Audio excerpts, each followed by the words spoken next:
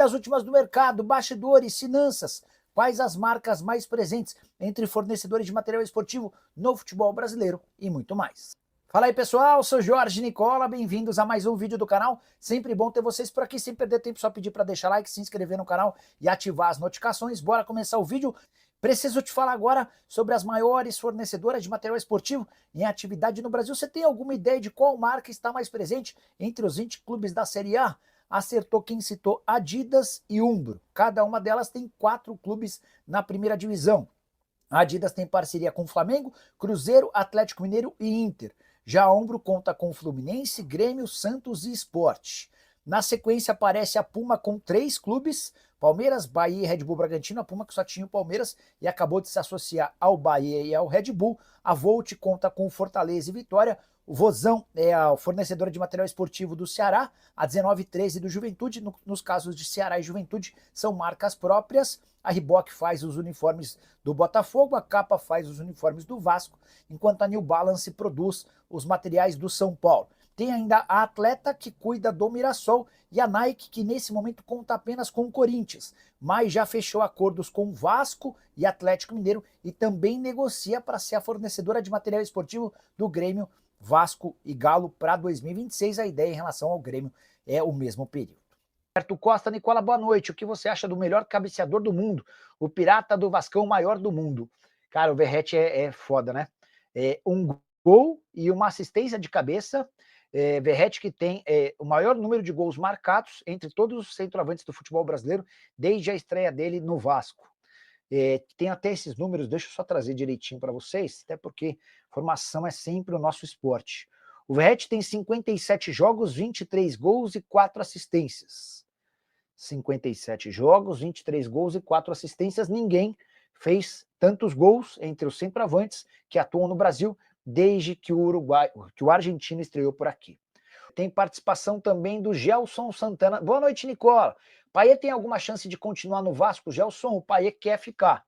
Ele, inclusive, revelou que usou esse período sem jogos para emagrecer, para entrar em forma, para se colocar em melhor condição, mas a posição do Vasco hoje é de liberá-lo no fim do contrato, a menos que ele arrebente nessas rodadas que restam do Campeonato Brasileiro e na Sul-Americana, a tendência é que ele não fique, tá? Preciso falar agora sobre o Vasco, mas especificamente da 777, que está sob investigação internacional. Tanto a 777 quanto a ACAP, que virou a controladora de todos os times da 777, estão sendo investigadas pelo Departamento de Justiça dos Estados Unidos e por uma comissão de valores mobiliários. A avaliação se dá porque há possíveis violações de leis de lavagem de dinheiro. 777 que viveu o caos financeiro na temporada passada, indo praticamente à falência. A ACAP precisou assumir a controladoria da empresa norte-americana. 50 pessoas foram intimadas, pouco mais de 50 para ser preciso, foram intimadas. São funcionários e ex-funcionários da 777 e da ACAP, com a lembrança de que a controladora da 777 também é alvo de processos nos Estados Unidos que incluem má gestão e interferência em contratos, só para vocês entenderem a fama dos dois parceiros vascaínos na SAF. Quero falar sobre o Vasco. Maxime Domingues está deixando o clube, ele deve virar reforço por empréstimo até o fim da temporada no Toronto, lá do Canadá, time que disputa a Major League Soccer. Delegação está no Peru, lá em Arequipa, voo fretado, conforme tinha dito aqui, joga amanhã, né, viajou ontem, joga amanhã 7 horas da noite, horário de Brasília, com novidades em relação ao último jogo, em especial Souza e também o Esforça, 2 jogadores que não foram relacionados para a estreia do Campeonato Brasileiro diante do Santos, e eles viajaram também, até porque lá de Arequipa, amanhã depois do jogo, acabou tudo e tal, tomou banho, comeu, vou para São Paulo, porque quinta-feira desembarca em São Paulo, já tem treinamento, quinta e sexta no CT do Palmeiras, para enfrentar o Corinthians sábado, e aí retorna ao Rio de Janeiro logo após o jogo, marcado para 6h30 da noite, também no mesmo voo, no voo fretado, para que a delegação chegue e já treine domingo, porque terça-feira já tem Puerto Cabello, é a segunda rodada na Sul-Americana, vai ser assim, pauleira, quarta, sábado, terça, aí joga depois no outro fim de semana, no outro sábado, o clássico com... Aliás, aí depois tem o Sport, né? Aí tem outro jogo da Sul-Americana, meu amigo. Não tem jeito, não. É pauleira, porque tem Copa do Brasil no meio, é o calendário.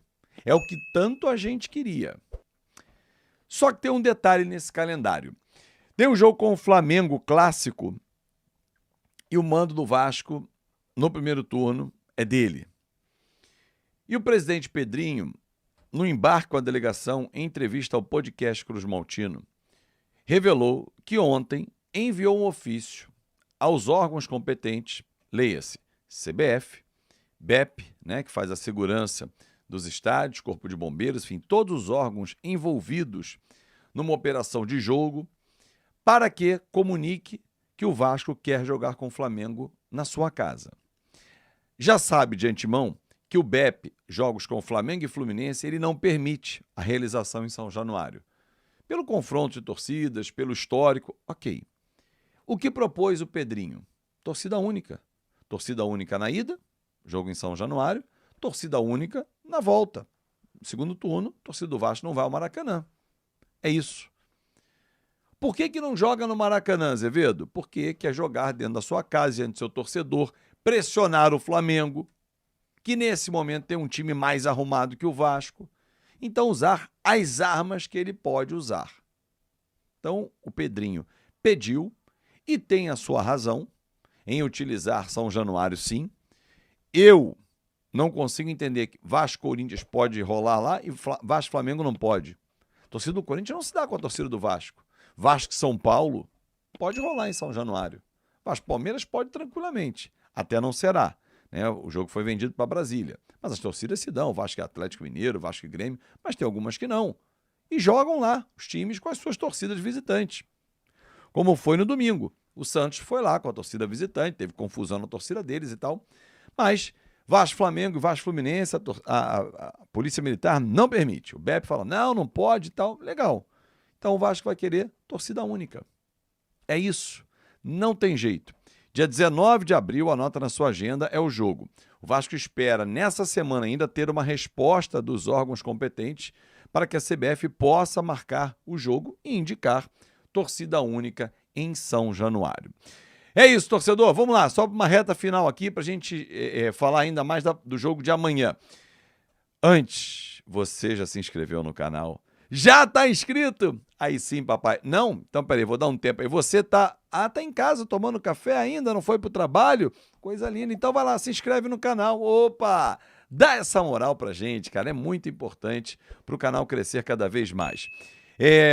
Preparação pro jogo de hoje. Único treinamento que vai acontecer para ambientação.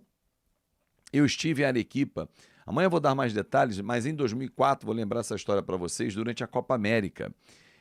Eu, como jornalista cobrindo pela Rádio Globo, um ser humano que vai lá, não está acostumado, eu senti dor de cabeça quando cheguei, um pouco de falta de ar.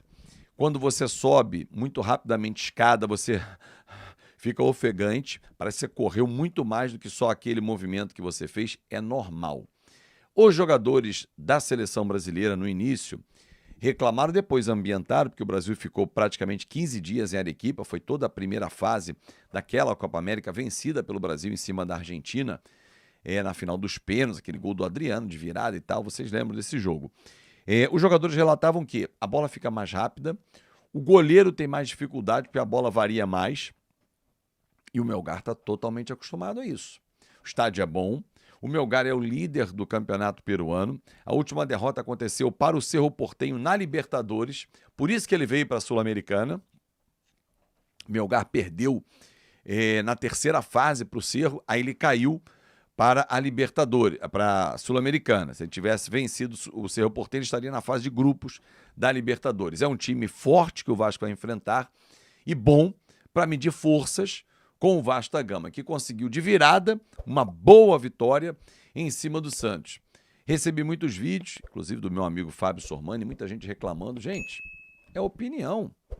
Eu não concordo. Você não concorda, mas é opinião. Então, meu amigo, opinião e bunda, cada um tem a sua.